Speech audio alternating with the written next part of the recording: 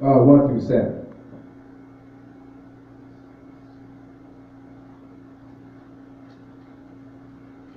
Psalm 85, verse 1 through 7? Yes. Yahweh, you are gracious to your land. Mm-hmm. You bring back the captives of Jacob. That's right. You take away the guilt of your people. Mm. You blot out all their sin. You retract all your anger. You renounce the heat of your fury. Bring us back, Yah, our mighty one, our Savior. Appease your indignation against us. Will you be angry with us forever? Will you prolong your wrath age after age? Will you not give us life again, for your people to rejoice in you? Verse 7. Show us, Yah, your faithful love. Grant us your saving help. Hallelujah. Yeah. More than ever, right now, should be coming out of the mouths of the black community. We should be asking God to restore us. Why is He angry with us?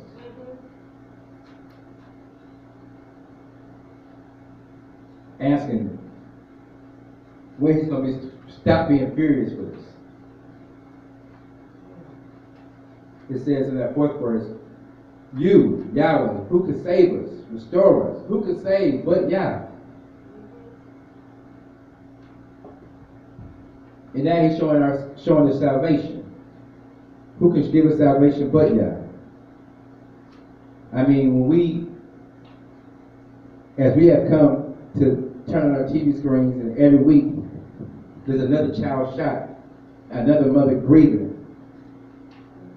and all these leaders rallying. And many leaders have come out of the black community. No one says, you know what? Let's take a look at this Old Testament thing. Let's take a look at this one more time. Oh, yeah. Now we go with signs. We go with a plan of our own plan. We go with our own plan. Jeremiah 29:11. We go with our own plans to the government, saying this is what we want. This is what needs to happen. We did that 50, 60, 70 years ago. Marching, protesting, marching, sitting in.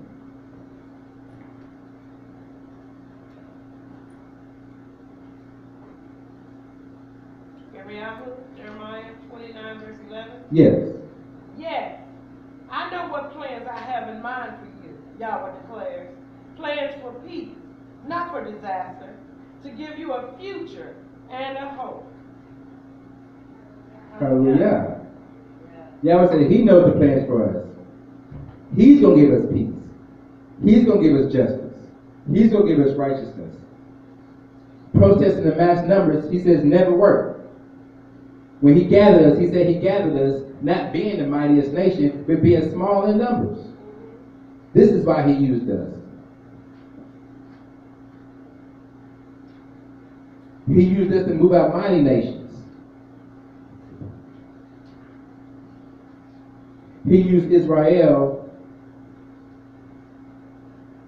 as a foundation. For the rest of the world, we're supposed to be a light, as it says, to the Gentiles. As it says in the New Testament, salvation only comes through the Jews. They have to come to us. I was telling Brother Zero outside, if you're a Hebrew Israelite and you have other friends outside of Israel, white folks, Chinese folks, Mexicans, whatever, and you have these friends, they're supposed to look on you, they're supposed to look at you and see how you live it and conduct their life accordingly. Yeah. They were supposed to be picking on the fence, seeing how we doing, instead, but we're picking on the fence, seeing how they doing. That's right. That's right.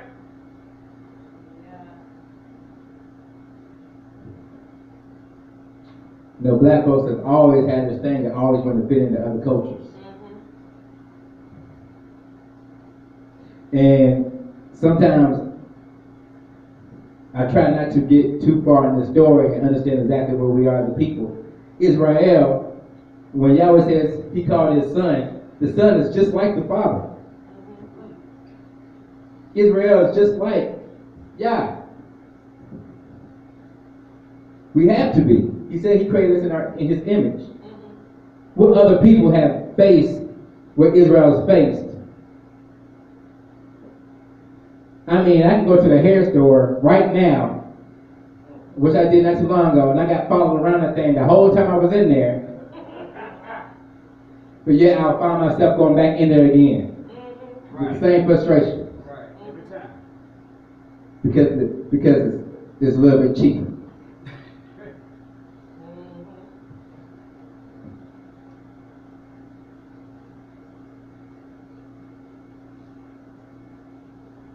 So we always wonder, so Israel is just like the sun. I mean, what nation has faced the atrocities at the hands of another nation as we face? Yeah, many other histories shown nations been enslaved, but there was not slavery like the slavery that was here in America. If you look at our culture and see how our culture defines what slavery should look like, it would not compare to the slavery of how slavery looks like in America. That's right. True. So true, bro. So Israel must be like the Father to face this many atrocities and still have a merciful heart. To still let them come on in and set up shop in our communities. Israel must be like the Father to say, you know what? You killed my son. Yeah, you did. But I forgive you. Because that's what my Father wants me to do. Even though our Bible says an eye for an eye, if we understood that principle, then that grieving period would be not so long. That's right. But in that, I was watching a TV show. Some of y'all might have seen it, First 48. And there was an episode of Brother in Memphis. Had not got out of prison too long. He ended up killing 6 of his family members. Black guys. Not only that, they make us look bad. You know, they always make us look bad.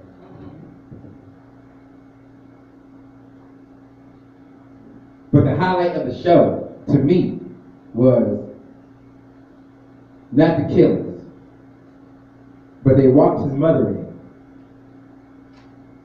They walked his mother in, and they sat him down with his mother. And she was sitting there talking to him. And she said, "Why'd you kill him?" He's like, "Well, they was nagging, they was on me, you know, tell me do this, do that." He just got out of prison, not even a month or whatever, so it was already out. And he snapped. And she said, "Well, baby, I love you. I forgive you. But you know you have to be accountable for what you did." And he just broke out in tears. And she said, and she just hugged him and said, "Baby, I still love you."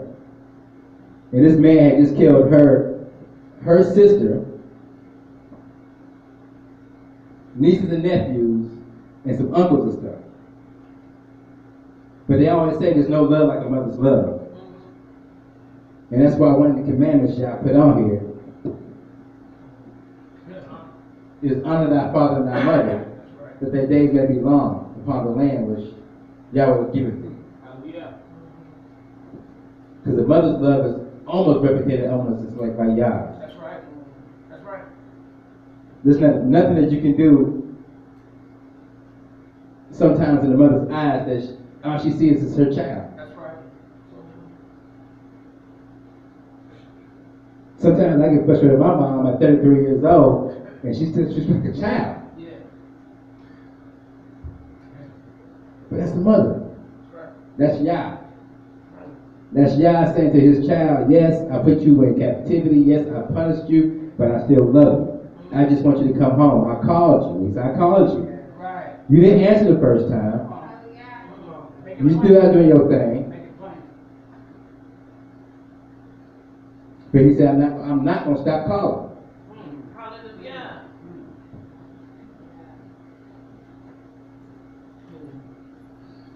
So yeah, Israel, the son is just like the father.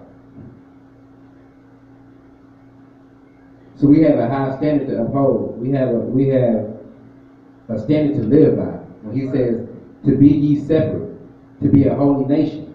Hallelujah.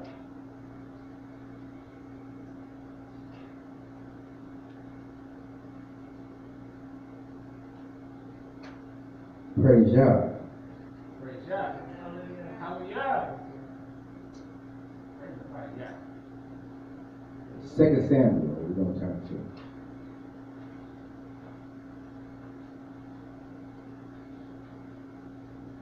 And we're going to go to the 7th chapter.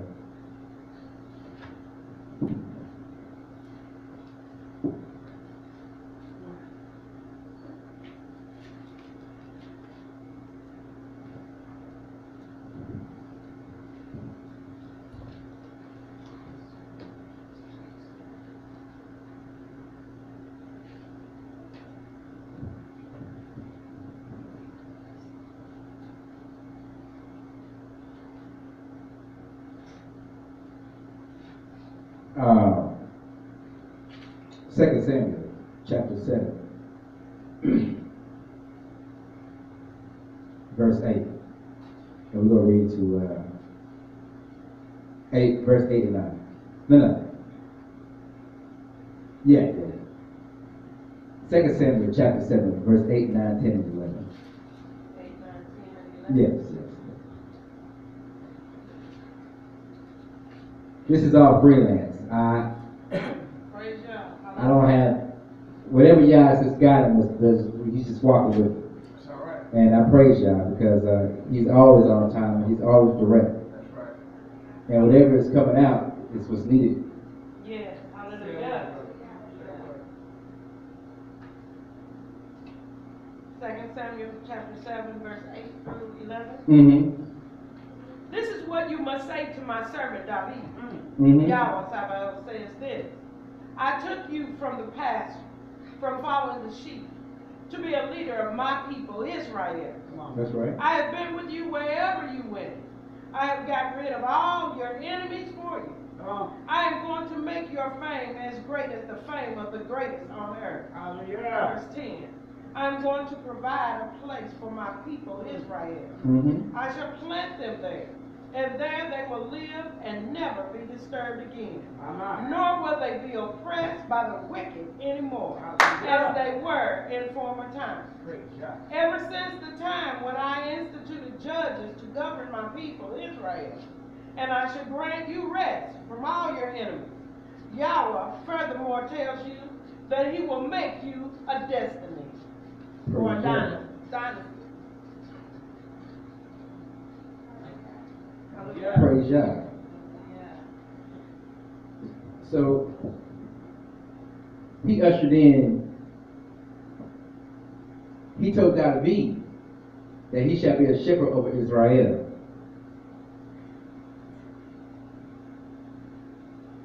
And that Israel will find peace in the land that Yahweh shall place us at.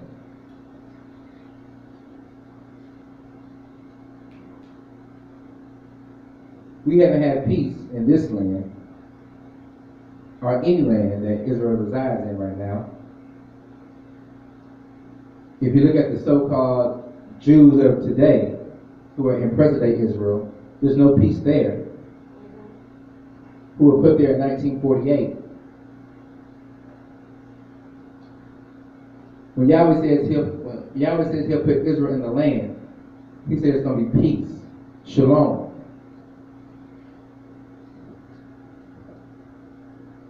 And David shall be our shepherd.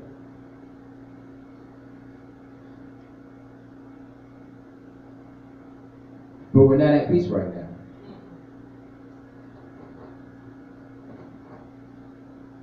In this part of the story that this book so covers, we're still in captivity, as prophesied in Genesis. Let's turn there. Genesis 13, 15, I think it is.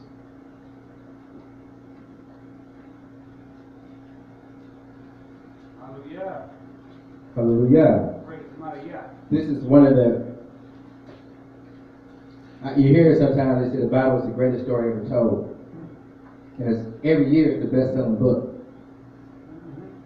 And I question, it's the best-selling book, and you don't see it being applied. Wow. So I'm asking, how is the best-selling book? Is people just buying it to put in windows and open doors? And just to put on that coffee table to keep that one. I got a friend of mine, ever since Brother Sam. Sam had this Bible with $1 sticking out of it for at least 10 years now. Wow. Sitting on Psalms, I think it's 83. All right. Ain't moved. The pages are a little bit faded. That's same. But that's my man.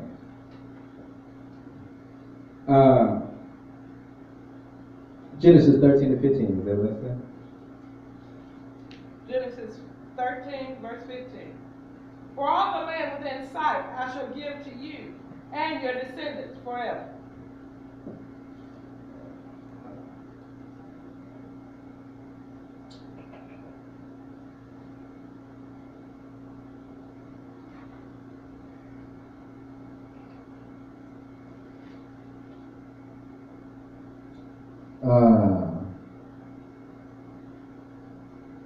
My bad, I said it backwards. It should have been 15 to 13.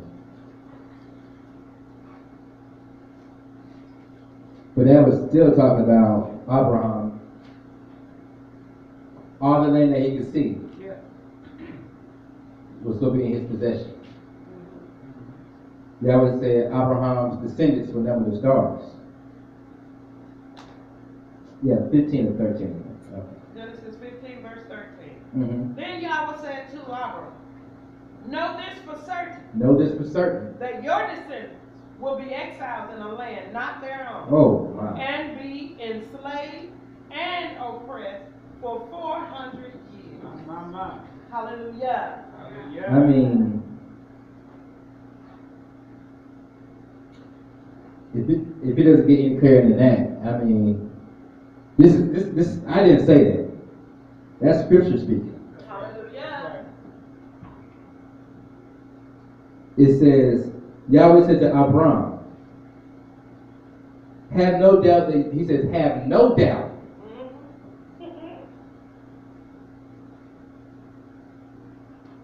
He says, have no doubt that your descendants will live as immigrants in a land that isn't their own, where they will be oppressed slaves for 400 years. Hallelujah. Who's he talking about? Who has been oppressed in a land not their own for 400 years, or close to 400 years now. Well, Yahweh says in Deuteronomy, 28, 35. I think it's 35.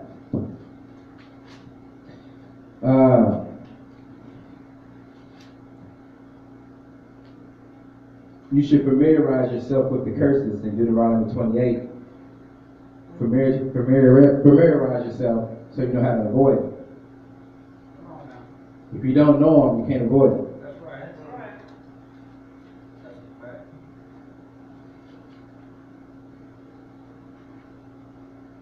No, that's not 35. Where's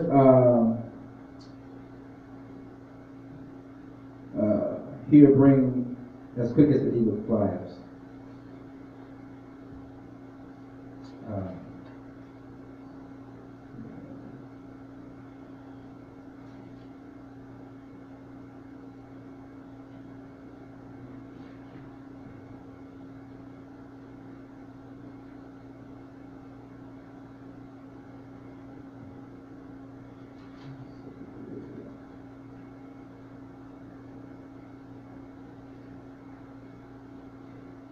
Until we find that one. Look at that 37th verse of Deuteronomy 28. What we were speaking about earlier.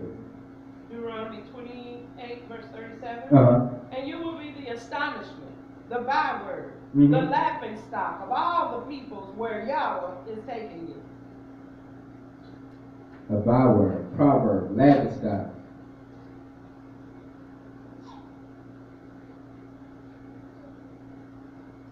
When you hear such thing as coon, porch monkey, tar baby, nigga. Well, I can walk down the street and a lady still locking, a white lady still locking her door, clutching her purse. He said, you would be a thing of horror. Nations are turning on the TV every week and says, it's horrible what's happening to them guys. It's horrible what happened to little Trayvon. It's horrible what happened to Oscar. It's horrible what happened to Sandra Bland. It's horrible. Ah, them niggas deserve it. They're worthless. They need to go back to Africa. We have become a thing of horror, a byword, a proverb amongst all nations.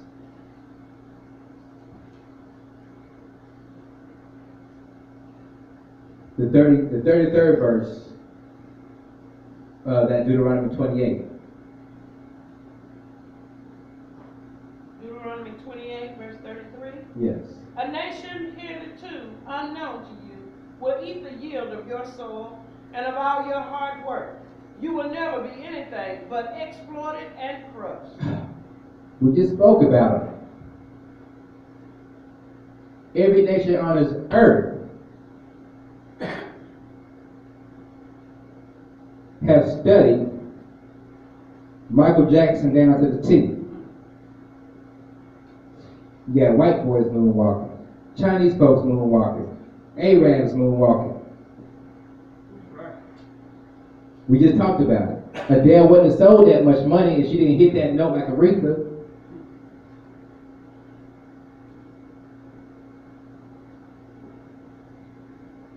Eminem would have been as successful in hip hop as he was if he didn't rhyme those words like black folks rhyme those words.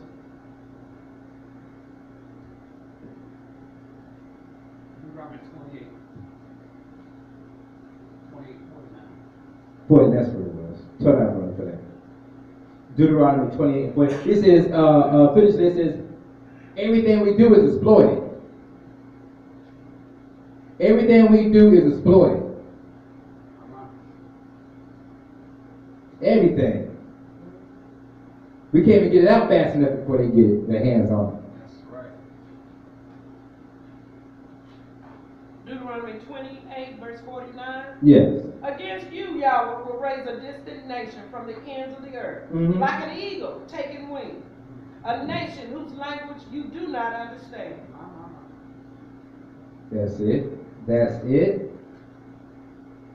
What nation did Yah raise up from afar, as quick as the eagle flies? What is America's national bird? Eagle. My. He says, a nation's tongue you do not understand. We didn't know English before we left the West Coast, before we got on those ships.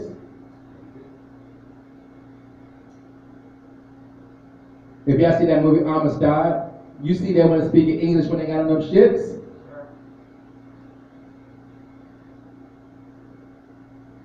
Singing Kumbaya. Come by here, Yah. Come by here, Yah. Kumbaya. Nah, he says he will raise up a nation from afar, as quick as the eagle's flies, a nation whose tongue you do not know or understand. A stern nation, going on to 50. A stern nation that does not go easy on the very old or show pity to the very young. That's right. They hopped about that boy in Cleveland. Within 12 seconds, he was dead. 12 seconds. Some people can't regain their breath after the hiccup after 12 seconds. That's right. And someone's already dead. That's right.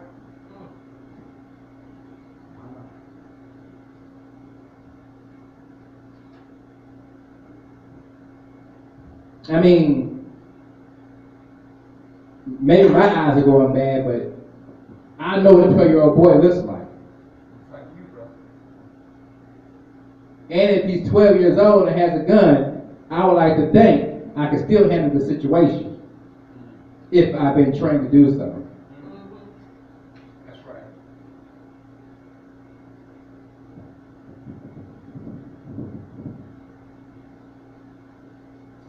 It says in that 50th verse, a stern nation that doesn't go easy on the very old or show pity to the very young. 51 says, that nation will devour your livestock, offspring, and your soil's produce until you yourselves are destroyed, because you will have no grain, wine, or oil left, nor any young from your cattle of offspring from your flocks. That is, until the nation annihilates you. 52. That nation will attack you in all your cities. Look at the riots of Knoxville. Look at the riots of Chicago. Look at the riots of Tulsa, Oklahoma. That's right. That's right.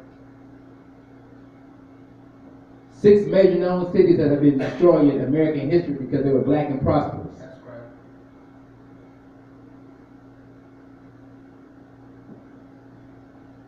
The nation will attack you in all your cities until your high, reinforced walls that you thought were safe fall down across your entire countryside. That nation will attack you in all your cities throughout the land that Yahweh, your mighty one, has given you. We have been attacked all across the globe because of disobedience. Because Yahweh says salvation only lies through him. And we said, no, it doesn't.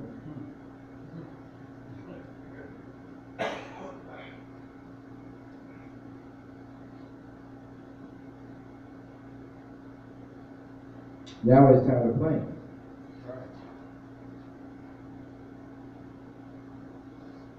He's tired. We should be tired. We should be tired of all that we see daily. We should be tired of all that's going on in our personal lives. We should be tired of just dealing with some of the stuff that we have to deal with because disobedience.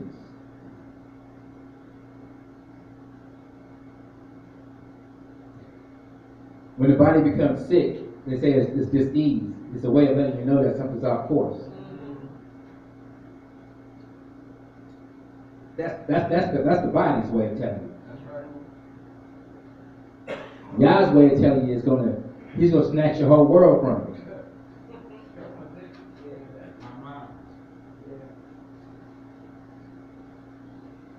you. He's gonna make you know him one way or the other. My advice is you get to know him first before he gets to know you. Well, he already knows you before he makes himself known to you. You want to know Yah. So our Christian brothers and sisters who say that they need nothing but the Old Testament, and our brothers and sisters who have already come into the light a little bit of at least knowing who they are as Israel, but still want to hold on to the Messiah of being Yahweh or Yeshua or whatever they want to call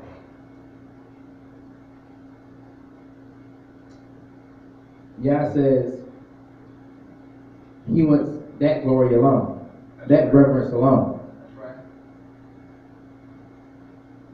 right. Deuteronomy 29.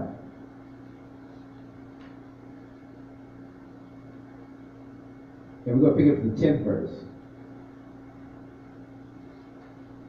Because what we're about to read is Israel in the presence. Like we're right here in the presence of Yah today. Yeah.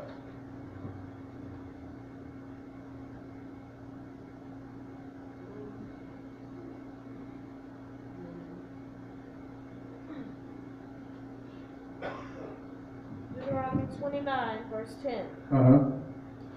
All of you, your leaders, the people, your judges, and your administrative officers, are standing today before Yah your Father, along with your little ones and your wives, and the foreigners that are among you, those who chop your wood and carry your water. You are standing here to enter into a contract with Yah your Father, a contract he is making with you today. He wants to confirm you today as his people, and to confirm that he is your Yahweh, just as he promised your ancestors, Abraham, Isaac, and Jacob. That's right. This contract is not with you alone as you stand before him today, but with all future generations of Israel as well. Surely, you remember how we lived in the land of Egypt, and how, as we left, we came safely through the territory of enemy nations, and you have seen their heathen idols made of wood, stone, silver, and gold. The day that any of you, man or woman, family, or tribe of Israel begins to turn away from Yahweh your Elohai, and desires to worship these gods of other nations, that day a root will be planted that will grow bitter and poisonous fruit. Let no one blithely think, when he hears the warnings of this curse, I will prosper even though I walk in my own stubborn way. For Yah will not harden. His anger and jealousy will be hot against that man. And all the curses written in this book shall lie heavily upon him. And Yahweh will blot out his name from under heaven. Look at it. You stop right there. Would you stop it? Stop at verse 20. Okay, you stop right there. Yah said he made a covenant with those here today,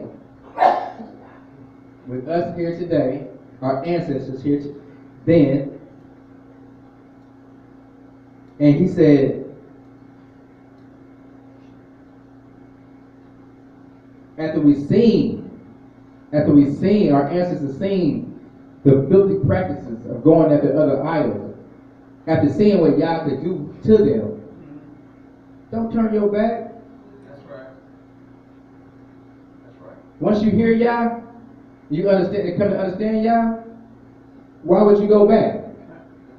He said, don't be stubborn thinking I can go over here, Yah, I can go over here and do this. Right. Don't worry about that. I'll be fine.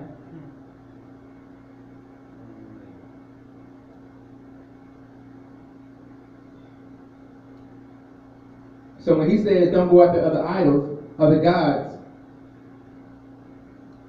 when he says I'm the only Savior, that should be the bottom line. That's right. Hallelujah. That should be the bottom line. Listen, here at the Israel Culture Center, we always want to put that disclaimer in there. For the answer disclaimer. That we only believe here, as we've been reading today, that Yah is the only Savior. That's right. Hallelujah. Hallelujah. Praise the mighty Yah. We believe that when Yah says he is all-powerful, almighty, and none can compare, we take that wholeheartedly here. That's right. That's right. We believe when you turn to Yah, that there's no going back. That's right. Hallelujah. Fair word, brother.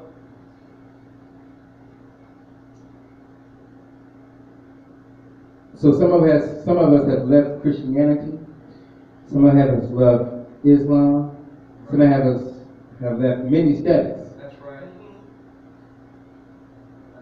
and have not gone back. That's right. Fair word. Fair word.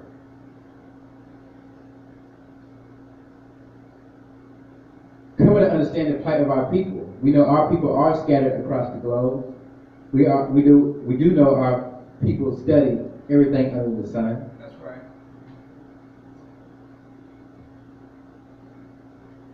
And with that, sometimes we have to travel where they are. Yes. Not to stay where they are, Sure. just to travel where they are.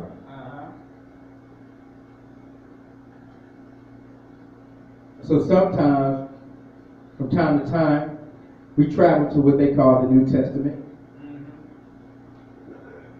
just to reach our brothers where they're already at. Right.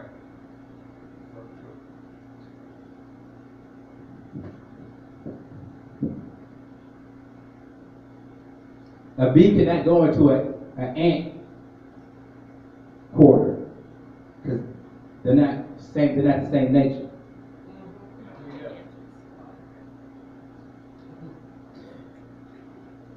Let's turn to Galatians. We're going to the New Testament for some principles right quick, but there's something I want to show you what we just read. We just read, don't be stubborn and think that after knowing Yah, you can go back to doing what you want to do.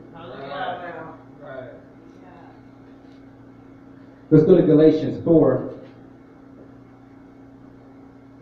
and pick up at the 8th verse. And we're going to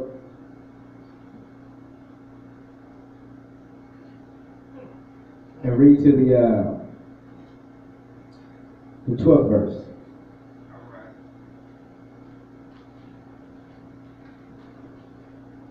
Now there's so many Christians love Apostle Paul.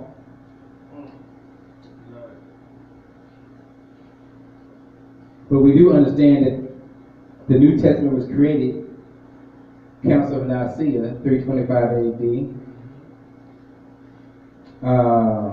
We do understand that they searched the scriptures. I tell people all the time, you can't have a part 2 if it don't line up with part 1. They can't create a whole new character by the name of JC and have him talking totally different than what the Father said, because then no one will follow it. So what they did so cleverly, as we read it, Psalms 8 2 through 4 a while ago, that they take crafty counsel, as they literally did take crafty counsel in 325 AD, and institute a new form of religion, a new form of worship amongst those in that region. Paul being one of them. Yes, sir. But for face value's sake, we're going to look at this off of what we just read. Who has Galatians 4 and 8? Galatians 4, verse 8 through 12. Yes. But formerly, when you did not know God, you were kept in slavery to things which are not really God's at all.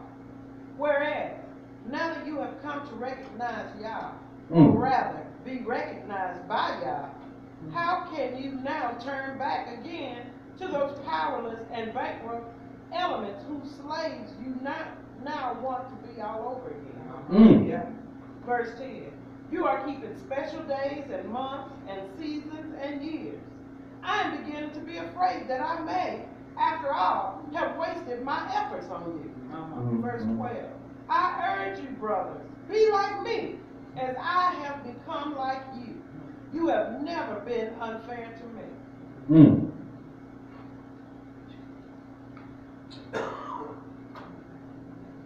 So this still holds weight. Paul saying, after you knew Yah, how can you turn back? Us as Israelites,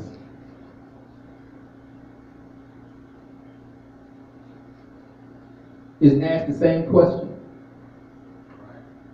I asked these to the Messianic Hebrews, a lot of the ones that y'all see online,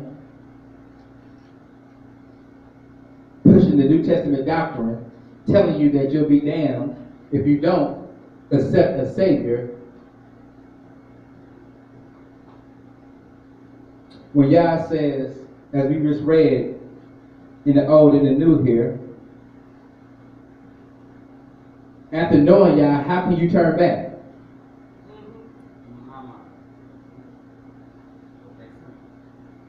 Some of us talk to people and we think they might be on the right track. When we look up, then it went off the track. And we feel like Paul here saying, I think my efforts might have been wasted. That's Why do we continue to talk to people over and over and over and over and over again, hoping that they might get it, hoping that they might wake up and see the light? We try to stop and let them go on their own, but it's just something in us that they can't see people fail.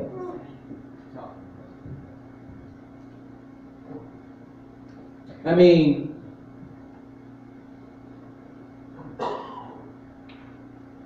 they asked, am I my brother's keeper? The book, am I my brother's keeper?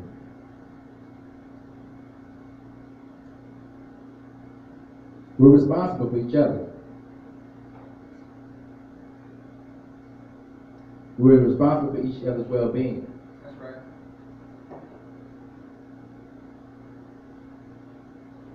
Every time someone in our culture is gone, that's another soldier for y'all lost. That's right.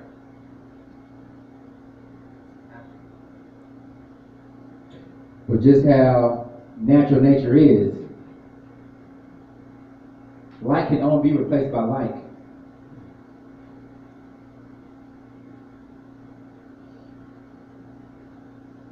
Well, you rephrase that. Shabbat shalom, brother. How you doing, brother? I'm good. Come on in. I'm good. See Israel? He ain't with no parts of it. He probably thought it was Muslim.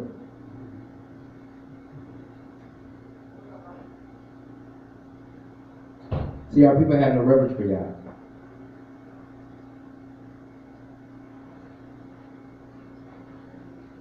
Our people have no reverence for y'all. He can walk in and just as that, within his mind, sum up the room and walk back out, but not even seeing what it was about. But what brought him in here? He don't even understand that there was y'all that walked to that door right there, but he missed the message. Oh, I know. I'm just saying, he don't know that y'all just walked through the door, and he missed the message. He might get it another time through it, but he just missed it right there. He had a chance to learn to come out of that darkness that he was in.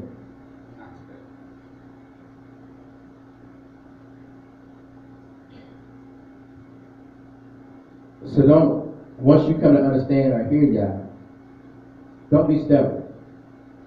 Don't turn your heart back. Don't be like Solomon and go after foreign wives. Because you will have to answer to God.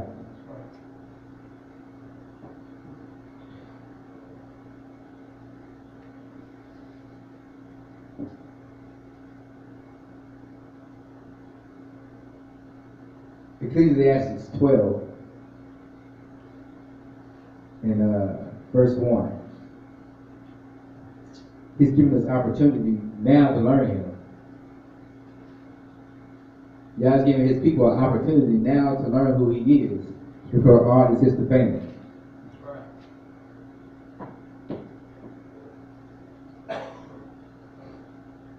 Because as it says, no one knows the time or hour.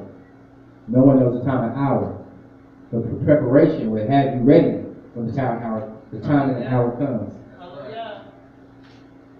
With no allies to help Israel, with no land to run to, with no army to back us, with no funding to purchase anything on a mass scale within our community.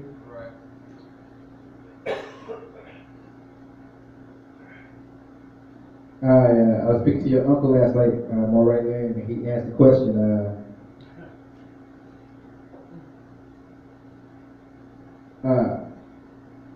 he doesn't think, like a lot of people, that we're under a curse. He says, I don't feel that I'm under a curse. Ecclesiastes 12, verse 1. Remember your Creator while you are still young, before the bad days come, before the years come which you will say, give you no pleasure. Mm-hmm. He said, learn this young, while you young. So you won't be in that brother like that coming in that door and be like, oh no, I'm cool. Because when the stuff hits the fan, he ain't gonna be one of the thousands that Yahweh's gonna show his mercy to, because he didn't show his mercy to Yah. Hallelujah. It says, showing mercy unto the thousands of them that love me. Love is a strong word, I was told a long time ago. Be careful how you throw that word around, love. Some people love the wrong things. And Israel loved the wrong things. The doctor can tell you, don't eat that red meat. And you get on that phone like, girl, he told me not to eat it, but I love me some pork chops. I love me. Israel loved me. Israel always about that love.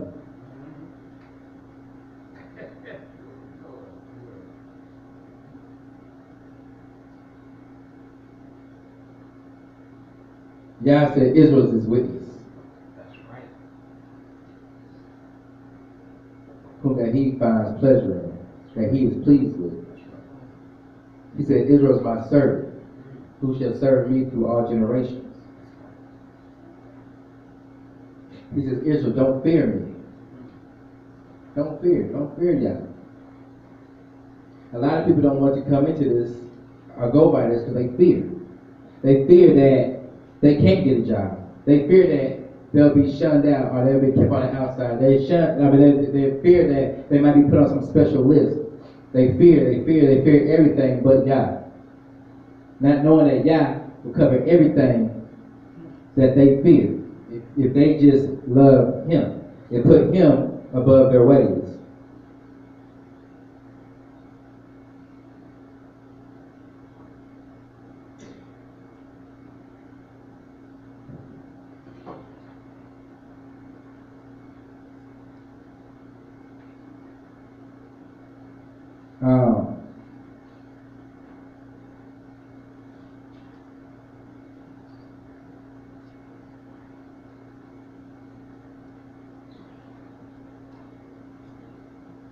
Praise Yah.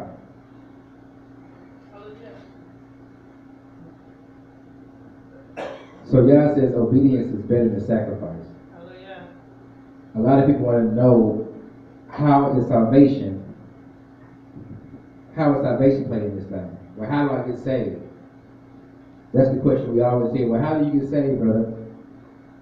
And it seems like what finds me so fascinating is no one knows about this Bible. A lot of people don't really know about this Bible, especially a lot of Christians I talk to. But when it comes to that Savior thing, well, how can you be saved? You can't do sacrifices no more. Well, man, you can't even quote none of the 10 Commandments, but you know about the sacrifices. Oh, you can't do sacrifices no more, so how do you be saved? Who does your sacrifices? Yeah, who does your sacrifices? If you're a Levite saying here, that's what I hear all the time. Because the Levites had to be the ones to do the sacrifices. And if you look at the story of JC and the whole crucifixion, it lines up with nothing how Yah says a sacrifice should be presented. So what do they know about sacrifices? Hmm? So what do they know about sacrifices? Because they telling us how we do our sacrifices. It's a counter defense. It's a counter defense.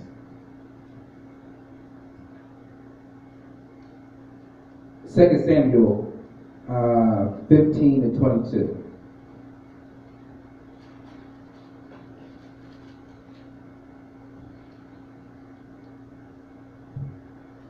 No, that's Second Samuel. Not that. I think it's First Samuel 15 and 22.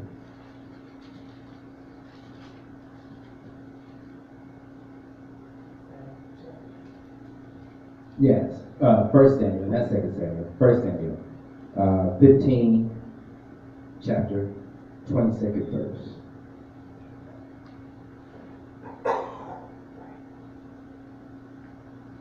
First Samuel 15, verse Mhm. 22. To which Samuel said, Is Yahweh pleased by burnt offerings and sacrifices, or by obedience to Yah's voice?